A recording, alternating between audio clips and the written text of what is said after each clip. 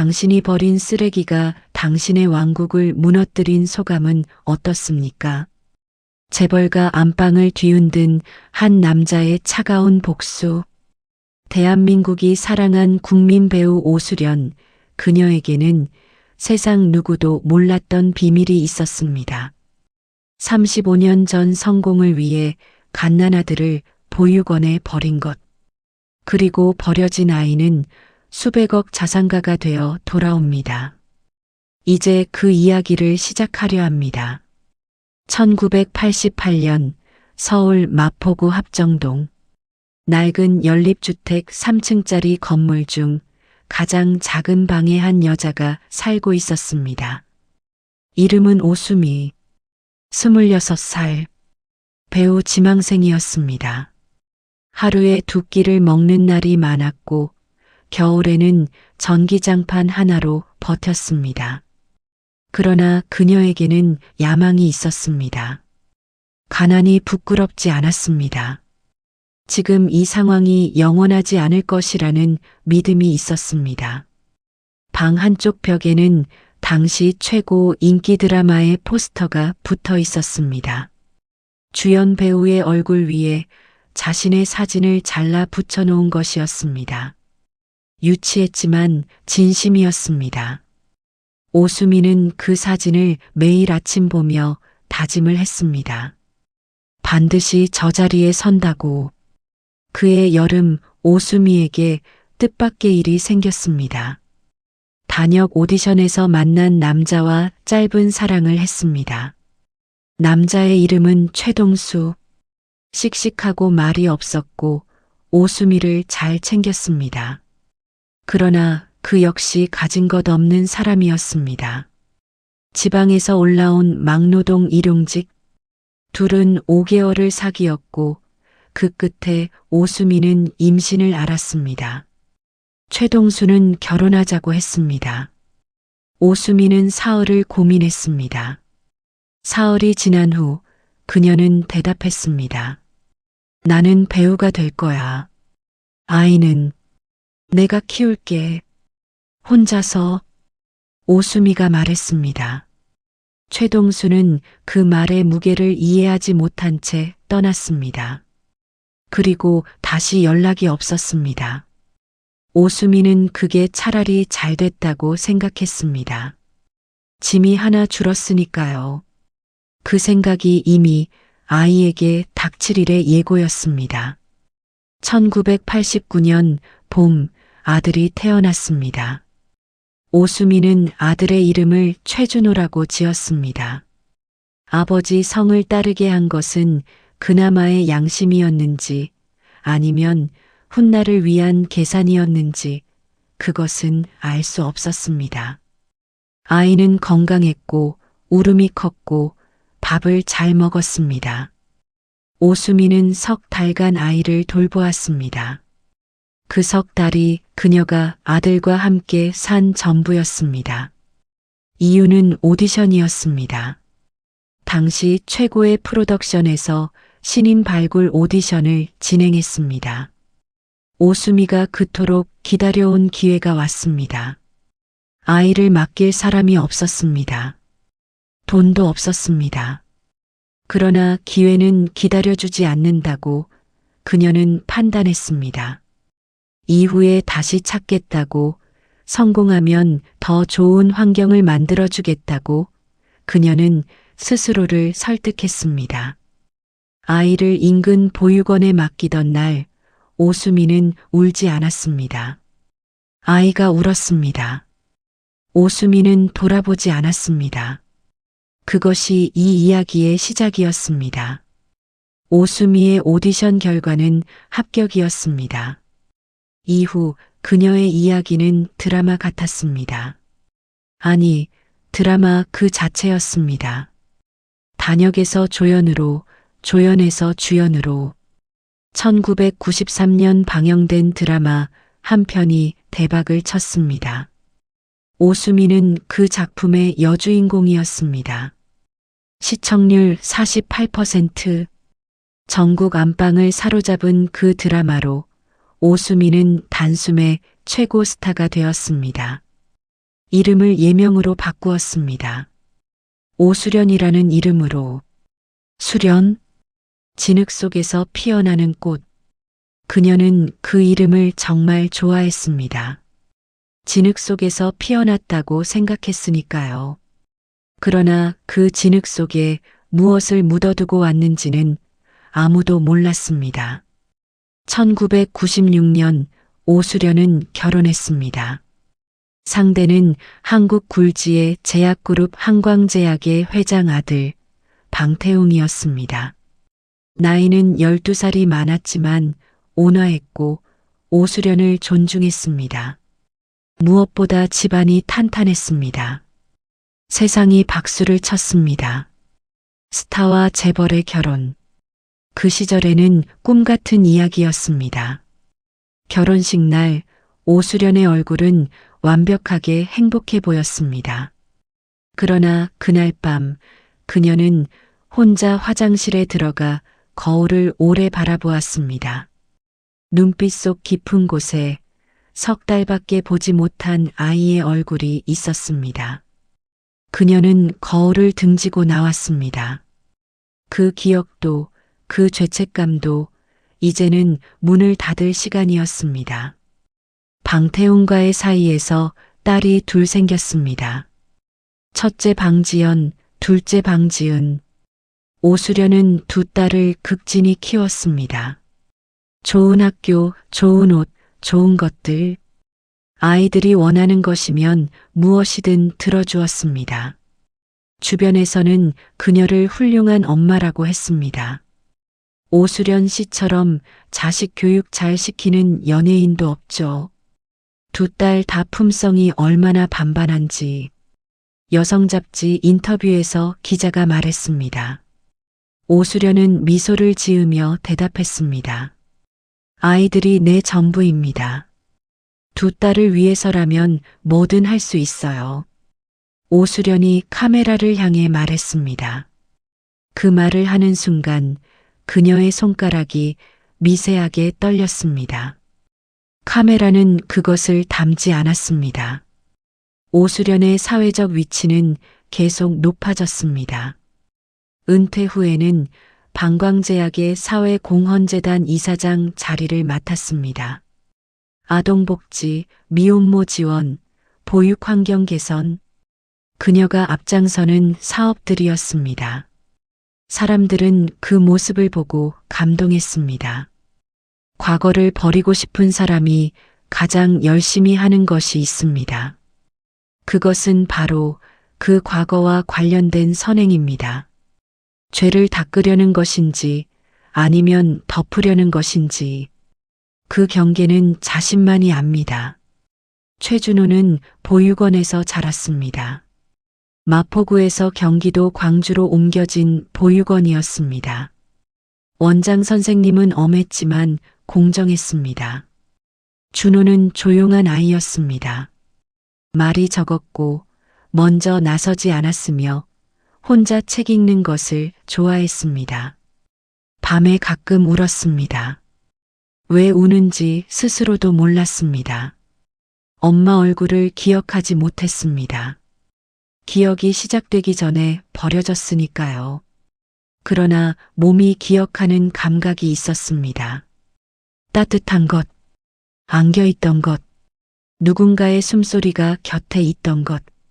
그것이 없다는 것을 준호는 늘 느꼈습니다.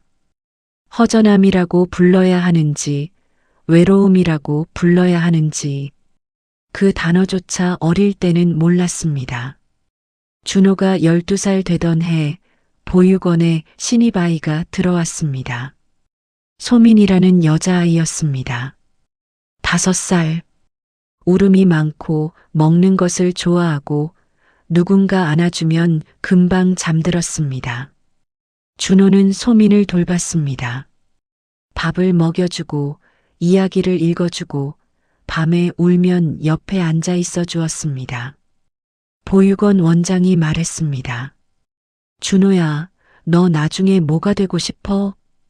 원장 선생님이 물었습니다. 준호가 잠시 생각하다 답했습니다. 소민이 같은 애들이 울지 않게 해주는 사람이요. 준호가 말했습니다. 원장은 그 말을 오래 기억했습니다. 그 말이 훗날 준호가 걷는 길의 방향이 될 줄은 그때는 몰랐습니다. 준호는 고등학교를 장학금으로 다녔습니다. 수학과 경제에 탁월했습니다. 대학은 서울 소재 경영학과에 진학했고 졸업 후 한 중견 투자회사에 취직했습니다. 여기서 준호의 이야기가 바뀝니다. 입사 2년 차에 우연히 맡게 된 기업 인수 프로젝트. 그 기업은 망해가던 소규모 바이오 스타트업이었습니다. 준호가 그 회사의 연구 자료를 검토하다가 무언가를 발견했습니다. 특허 하나. 세상이 아직 주목하지 않은 물질. 준호는 자신의 전 재산 300만 원을 털어 개인적으로 그 회사에 투자했습니다. 3년 후 그 특허는 글로벌 제약사에 거액에 팔렸습니다. 준호는 그 수익으로 다시 투자했습니다. 그렇게 5번이 반복됐습니다. 30이 되던 해 준호는 자산이 수백억에 달하는 투자자가 되어 있었습니다. 이름이 알려지기 시작했습니다. 경제 매거진 커버에도 실렸습니다. 그러나 준호는 화려한 것을 좋아하지 않았습니다. 사무실도 소박했고 직원도 5명이 전부였습니다. 가장 큰 지출은 매달 보육원에 보내는 후원금이었습니다. 32살 준호에게 뜻밖의 연락이 왔습니다. 그것은 방광제약의 경쟁사였던 신성제약의 창업주 노영달 회장으로부터였습니다. 노 회장은 팔순을 앞두고 있었고 후계자 없이 회사를 이을 사람을 찾고 있었습니다. 준호의 투자 이력을 오래 지켜봐온 그가 직접 연락을 한 것이었습니다. 내 눈에 당신만한 사람이 없소. 대를 이어줄 친자식도 없는 내가 이 회사를 맡아줄 사람을 찾는데 10년이 걸렸습니다. 맡아주시겠습니까? 노영달 회장이 말했습니다. 준호는 그 자리에서 대답하지 않았습니다. 집으로 돌아와 밤새 앉아 있었습니다. 이유는 하나였습니다. 신성제약. 그 이름이 주는 뉘앙스. 그는 이미 알고 있었습니다.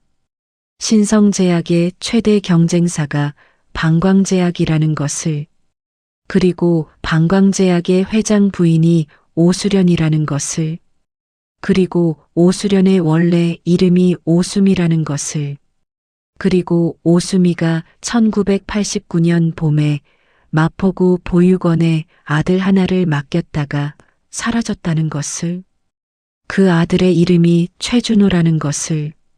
준호는 밤이 다 지나도록 창밖을 보았습니다. 새벽 4시가 되었을 때 그는 노 회장에게 문자를 보냈습니다. 맡겠습니다.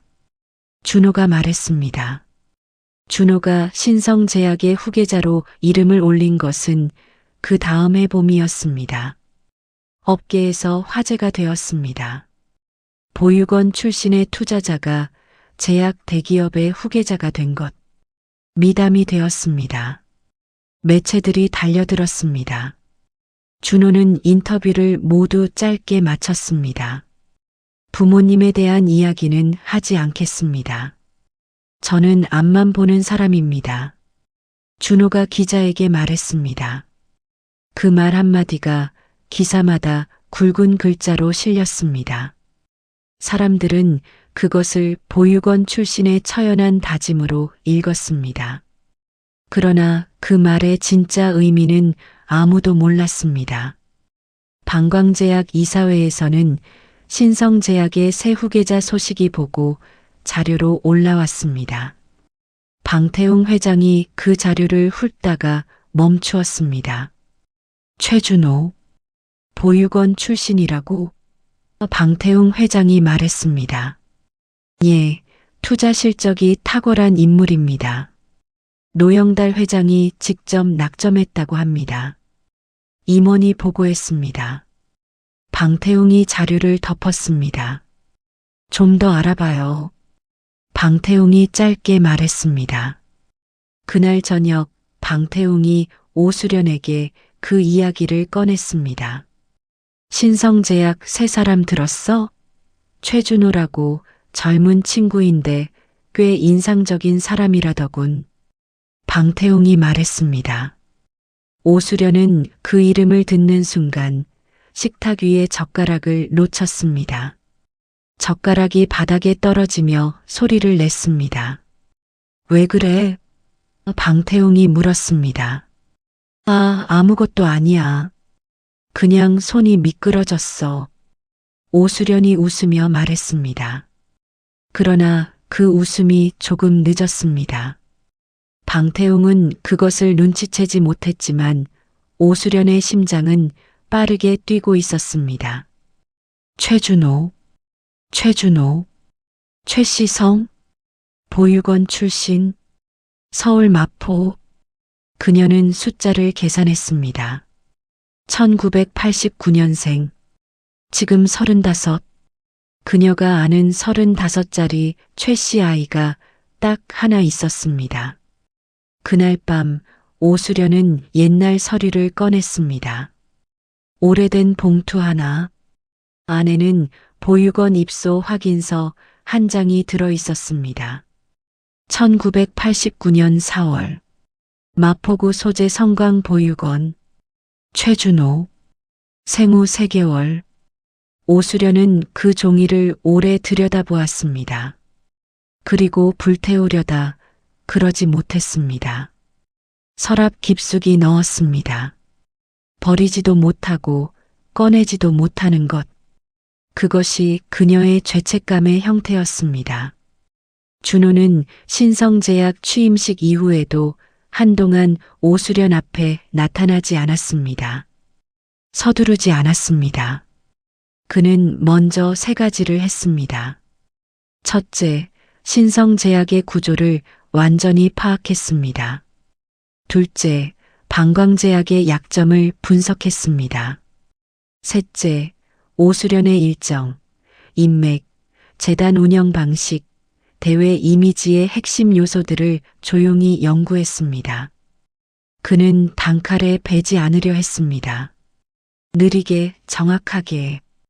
그녀가 가장 아끼는 것부터. 준호의 첫 번째 수는 조용했습니다. 신성제약이 방광제약의 주력 의약품과 동일한 성분의 복제약 개발에 착수한다는 발표를 냈습니다. 업계는 충격을 받았습니다. 방광제약의 주가가 흔들렸습니다. 방태웅은 긴급 이사회를 소집했습니다. 신성제약이 저렇게 나오는 건 이례적입니다. 뒤에 누가 있는 겁니까? 방태웅이 물었습니다. 아무도 정확한 답을 내놓지 못했습니다. 두 회사가 공식적으로 처음 마주친 것은 업계 연례 포럼이었습니다. 대형 호텔 연회장, 정장을 입은 사람들, 카나페와 와인. 오수련은 방광제약 재단 이사장 자격으로 참석했습니다. 단상 한쪽에 섰을 때 반대편에서 한 남자가 들어오는 것을 보았습니다. 키가 컸습니다. 말이 없었습니다. 주변의 시선을 의식하지 않았습니다. 최준호였습니다. 오수련의 심장이 한번 크게 뛰었습니다. 얼굴이 낯설었습니다.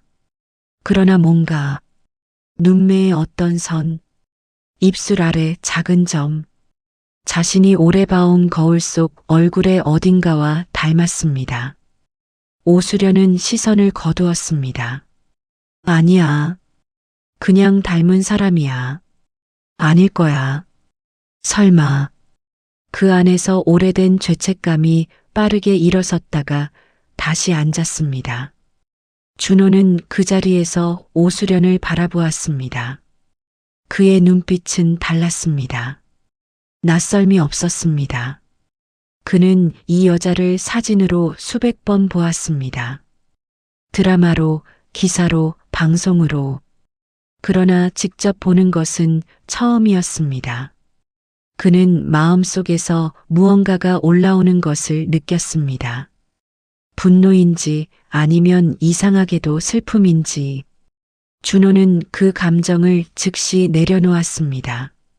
지금은 때가 아니었습니다. 두 사람이 포럼 중간에 우연처럼 연결되었습니다. 패널 토론에서 같은 테이블에 배정된 것이었습니다. 신성제약 최준호 대표님이시죠? 방광제약재단의 오수련입니다. 오수련이 먼저 손을 내밀며 말했습니다. 준호가 악수를 했습니다. 알고 있습니다. 준호가 말했습니다. 그 짧은 대답이 이상했습니다. 보통은 처음 만나는 사람에게 그 어조로 말하지 않습니다. 오수련이 웃음을 유지하며 물었습니다. 어떻게 알고 계셨나요? 오수련이 말했습니다. 유명하시지 않습니까? 재단 활동도 많이 들었습니다. 특히 보육사업. 준호가 말했습니다. 그 단어에 오수련의 눈이 미세하게 흔들렸습니다. 준호는 그것을 놓치지 않았습니다. 그러나 표정을 바꾸지 않았습니다. 감사합니다. 오수련이 말했습니다. 토론이 끝나고 각자 돌아가는 길, 준호가 마지막으로 오수련에게 말했습니다. 이사장님, 앞으로 자주 뵙게 될 것 같습니다. 준호가 말했습니다. 오수련이 뒤를 돌아보았습니다. 준호는 이미 돌아서 걷고 있었습니다. 그 뒷모습이 이상하게 가슴에 걸렸습니다. 오수련은 그날 밤 남편이 잠든 후 혼자 서재에 앉아 오래 있었습니다. 설마, 아니겠지. 그냥 닮은 사람이야. 그 안에서 무언가가 두드리고 있었지만 그녀는 계속 문을 잠갔습니다. 준호의 두 번째 수는 사람이었습니다. 오수련의 재단 핵심 후원자 2명을 만났습니다. 직접 만나서 설득한 것이 아니었습니다. 그저 신성제약 명의의 아동복지기금을 조성하고 더 투명한 운영 보고서를 공개했습니다. 오수련의 재단이 10년 동안 지원해온 금액보다 더 많은 금액을 첫 해에 집행했습니다. 후원자들이 비교하기 시작했습니다. 오수련 이사장 재단은 예산의 40%가 관리비라더라. 어느 후원자가 조용히 말했습니다. 신성 쪽은 92%가 직접 지원으로 간다고 하던데 또 다른 후원자가 말했습니다. 소문은 소문을 났습니다. 오수련의 재단에 대한 언론 문의가 생기기 시작했습니다. 재단 회계 투명성 논란이었습니다. 오수련은 당황했습니다. 누가 이런 얘기를 퍼뜨리고 있는 거야? 오수련이 비서에게 물었습니다. 비서는 출처를 찾지 못했습니다. 그것이 준호의 방식이었습니다. 출처가 없었습니다. 그냥 사실을 드러냈을 뿐이었습니다. 세 번째 수는 딸이었습니다. 오수련의 첫째 딸 방지연은 당시 패션 브랜드를 운영하고 있었습니다. 신생 브랜드였지만 엄마의 후광으로 백화점 입점을 이루어낸 상태였습니다. 준호는 그 브랜드가 입점한 백화점의 주요 투자자라는 사실을 이용했습니다. 직접 압력을 넣지 않았습니다. 다만 비슷한 카테고리의 신진 브랜드 2곳을 강력히 추천했고 그 브랜드들이 자리를 채우게 되었습니다. 방지연의 브랜드는 서서히 매대를 잃었습니다. 방지연이 어머니에게 전화했습니다. 엄마, 백화점 쪽에서 갑자기 태도가 달라졌어. 뭔가 이상해. 방지연이 말했습니다. 오수련이 직접 백화점 임원에게 연락했습니다. 그러나 돌아온 답은 차가웠습니다. 이사장님 따님 브랜드를 각별하게 챙기기가 어렵게 됐습니다.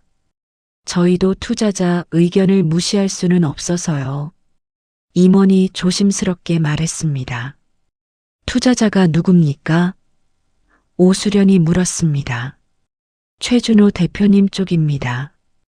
임원이 말했습니다. 오수련이 전화를 끊었습니다. 손이 차가워졌습니다. 그 밤 오수련은 처음으로 이것이 우연이 아닐 수 있다는 생각을 했습니다. 재단 논란, 딸 브랜드, 방광제약 주가, 세 가지가 모두 최준호와 연결되어 있었습니다. 이 사람이 나를 알고 있는 건가? 오수련이 혼자 말했습니다. 아직은 확신하지 못했습니다. 그러나 공포는 이미 시작되었습니다. 준호가 먼저 연락을 했습니다. 오수련에게 직접 문자였습니다. 이사장님, 개인적으로 드릴 말씀이 있습니다. 시간을 내주실 수 있으시겠습니까? 준호가 문자로 말했습니다. 오수련은 그 문자를 받고 1시간 동안 답장을 보내지 않았습니다. 무서웠습니다. 그러나 모르는 척하는 것이 더 위험하다는 판단을 했습니다. 내일 오후 2시 청담동 카페 마레에서 뵙겠습니다. 오수련이 답했습니다. 카페에 먼저 도착한 것은 오수련이었습니다. 창가 자리에 앉아 커피를 주문하고 기다렸습니다. 준호가 들어왔습니다. 자리에 앉으면서 말없이 오수련을 한참 바라보았습니다. 오수련이 먼저 말했습니다. 무슨 용건이신가요? 오수련이 정중하지만 긴장한 목소리로 말했습니다. 준호가 천천히 말했습니다. 보육원에서 자란다는 것이 어떤 건지 아십니까? 준호가 말했습니다. 오수련의 커피잔 잡은 손이 굳었습니다. 특히 아무도 찾아오지 않는 명절이 어떤 건지 준호가 계속 말했습니다. 다른 아이들은 부모가 오고 선물을 가져오고 밥을 사줍니다. 나는 그날마다 다른 이유를 만들었습니다. 우리 엄마는 바빠서, 우리 엄마는 먼 곳에 있어서, 우리 엄마는 곧 올 거야. 준호가 말했습니다. 오수련의 눈에 물기가 맺혔습니다. 무슨 말씀을 하시려는 겁니까? 오수련이 떨리는 목소리로 말했습니다. 준호가 그녀를 바라보았습니다. 눈빛이 차가웠습니다. 그러나 그 차가움 아래에 뭔가 다른 것이 있었습니다. 타오르는 것, 오래 참아온 것. 이사장님은 아마 짐작하고 계실 겁니다. 제가 왜 여기 앉아 있는지 준호가 말했습니다. 오수련이 대답하지 않았습니다. 눈물이 한 방울 뺨을 타고 내렸습니다. 준호는 그것을 보았습니다. 그 눈물이 무엇을 의미하는지 알았습니다. 그는 자리에서 일어났습니다. 오늘은 여기까지 하겠습니다. 준호가 말했습니다. 카페를 나가는 그의 발걸음이 조금 느렸습니다. 그 느린 발걸음 속에 무엇이 있었는지 아무도 몰랐습니다. 오수련은 그날 이후 제대로 잠을 자지 못했습니다. 방태웅에게 말하지 않았습니다. 말할 수가 없었습니다. 30년을 함께 살면서 단 한 번도 꺼내지 않은 비밀. 그것이 이제 문 밖에서 두드리고 있었습니다. 준호의 4번째 수는 더 정교했습니다. 방광제약이 추진 중이던 해외 합작 프로젝트. 동남아 최대 제약 유통망과의 계약이었습니다. 방광제약은 그 계약으로 매출을 2배로 늘릴 계획이었습니다. 그런데 협상 막바지에 상대방이 갑자기 태도를 바꾸었습니다. 더 좋은 조건을 제시한 곳이 있어서요. 상대방 대표가 말했습니다. 그 더 좋은 조건은 신성제약이었습니다. 준호가 같은 유통망과 이미 2달 전부터 접촉하고 있었습니다. 방광제약은 계약을 빼앗겼습니다. 방태웅이 처음으로 책상을 쳤습니다. 최준호, 이 사람 뭡니까? 왜 우리 것만 가져갑니까? 방태웅이 임원들에게 물었습니다. 아무도 대답하지 못했습니다. 오수련에게 그 소식이 전해진 날 밤 방태웅이 말했습니다. 당신 최준호라는 사람 만난 적 있다면서 인상이 어땠어? 방태웅이 말했습니다. 오수련은 잠시 말이 없었습니다. 조심해야 할 사람이에요. 오수련이 말했습니다. 왜? 방태웅이 물었습니다. 그냥 느낌이 그래요. 오수련이 말했습니다. 방태웅이 그녀를 바라보았습니다. 20년 넘게 살아온 아내의 얼굴에서 그가 본 적 없는 표정이 있었습니다. 두려움이었습니다. 수련아, 혹시 무슨 일 있어? 방태웅이 물었습니다. 없어. 피곤한 것뿐이야. 오수련이 말했습니다. 방태웅은 더 묻지 않았습니다. 그러나 그날 밤 이후 그의 눈에 물음표가 생겼습니다. 재단 회계 투명성 논란은 결국 언론에 터졌습니다. 경제 전문지 기사가 첫 신호였습니다.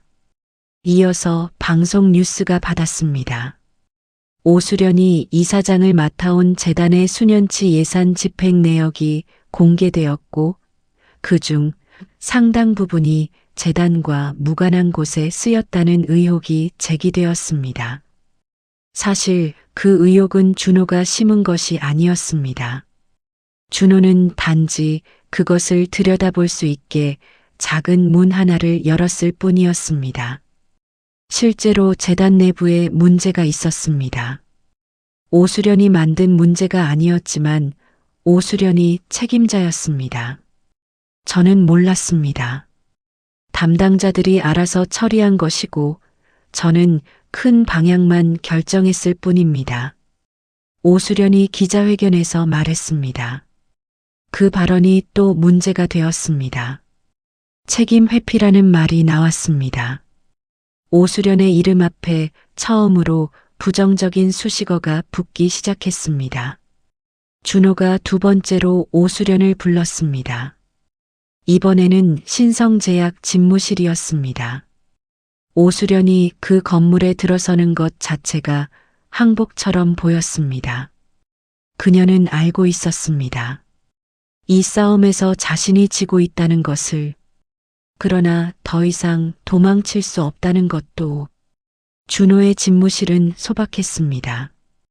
벽에 그림 하나 없었고 책상 위에는 서류만 있었습니다. 단 하나 책상 왼쪽 귀퉁이에 낡은 사진 한 장이 놓여 있었습니다. 오수련이 그 사진을 보았습니다. 보육원 아이들이 찍힌 단체 사진이었습니다. 그 안에서 한 아이를 찾아냈습니다. 맨 뒷줄. 키가 컸습니다. 눈이 크고 입술 아래 작은 점이 있었습니다. 오수련은 그 자리에서 그만 무릎이 꺾일 것 같았습니다. 그 점, 그것은 자신의 점이었습니다.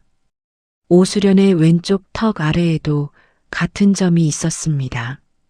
앉으시죠. 준호가 말했습니다. 오수련이 앉았습니다. 손을 무릎 위에 올려놓고 꼭 쥐었습니다. 준호가 서류 봉투 하나를 내밀었습니다. 보시겠습니까? 준호가 말했습니다. 오수련이 봉투를 열었습니다.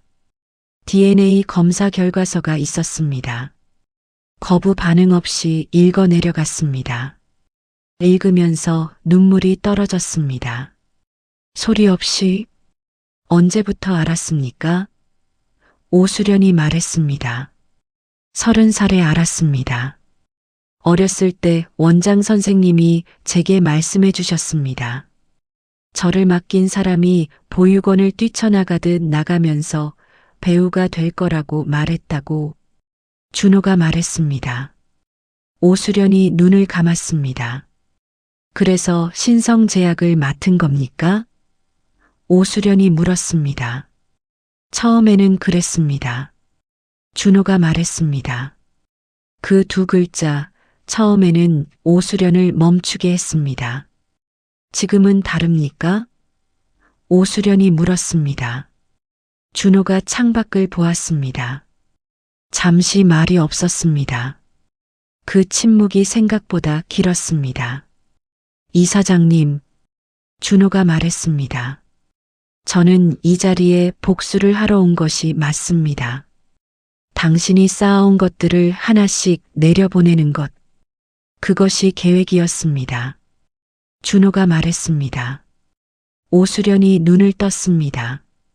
그런데 준호가 계속 말했습니다.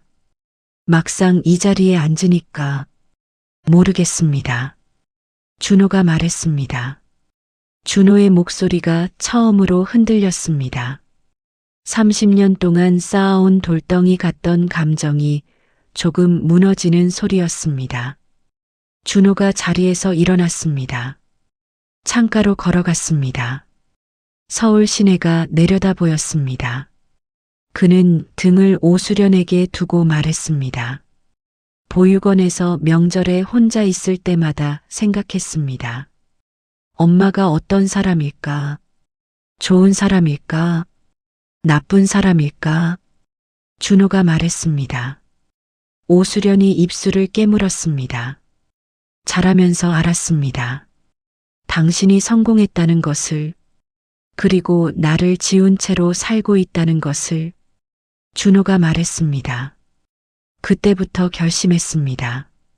당신이 가장 아끼는 것들, 명성, 재단, 딸의 성공, 재벌 집안의 지위, 그것들을 당신이 나를 버렸을 때와 똑같이 차갑게 내버릴 수 있다는 것을 보여주겠다고. 준호가 말했습니다. 잠시 멈추었습니다. 그리고 마지막에 이렇게 말할 준비도 했습니다. 준호가 말했습니다. 천천히 돌아섰습니다. 오수련과 눈이 마주쳤습니다. 당신이 버린 쓰레기가 당신의 왕국을 치운 소감은 어떻습니까? 준호가 말했습니다. 그 말이 공기 속에 떨어졌습니다. 오수련의 눈에서 눈물이 멈추지 않았습니다. 그 말이 나오고 나서 이상한 일이 벌어졌습니다. 준호도 울고 있었습니다. 그가 몰랐던 것이었습니다. 30년 동안 갈고 닦아온 말을 꺼냈는데 통쾌하지 않았습니다. 찢어지는 것 같았습니다. 이상했습니다. 이렇게 되면 안 됐는데, 이 여자가 밉고 원망스럽고 사라지기를 바랐는데, 정작 그 눈물 흘리는 얼굴을 보니 가슴이 무너졌습니다. 그것이 무엇인지 준호는 알았습니다. 30년 동안 없다고 믿어온 감정, 엄마에 대한 그리움이었습니다. 오수련이 자리에서 일어났습니다. 무릎이 떨렸습니다. 준호 앞에 섰습니다. 그의 얼굴을 가까이에서 바라보았습니다. 입술 아래 점을 보았습니다. 35해 만에 처음으로 아들의 얼굴을 제대로 보았습니다. 오수련이 무릎을 꿇었습니다. 미안하다. 오수련이 말했습니다. 변명을 하지 않았습니다. 이유를 설명하지 않았습니다. 그 두 글자가 전부였습니다. 준호가 굳어 있었습니다. 그 두 글자를 듣는 순간 그의 다리도 풀렸습니다. 그는 벽에 등을 기댔습니다. 눈을 감았습니다. 오래 있었습니다. 그날 이후 세상에 공개된 것은 두 가지였습니다. 하나는 신성제약과 방광제약의 합병 협의 소식. 두 회사가 경쟁이 아닌 협력의 방향으로 돌아선다는 발표였습니다. 업계가 놀랐습니다. 둘은 오수련이 재단 이사장직을 내려놓고 재단을 준호 명의의 아동복지법인과 통합한다는 소식이었습니다. 발표문에는 이렇게 적혀 있었습니다. 과거의 잘못을 되돌릴 수는 없습니다. 그러나 앞으로 할 수 있는 것은 합니다. 그것이 오수련이 쓴 문장이었습니다. 준호는 그 문장을 수정하지 않았습니다. 그로부터 1년이 지났습니다. 준호는 매주 수요일 오후 오수련이 만든 아동복지법인의 이사회에 참석했습니다. 같은 테이블에 앉아 같은 서류를 보았습니다.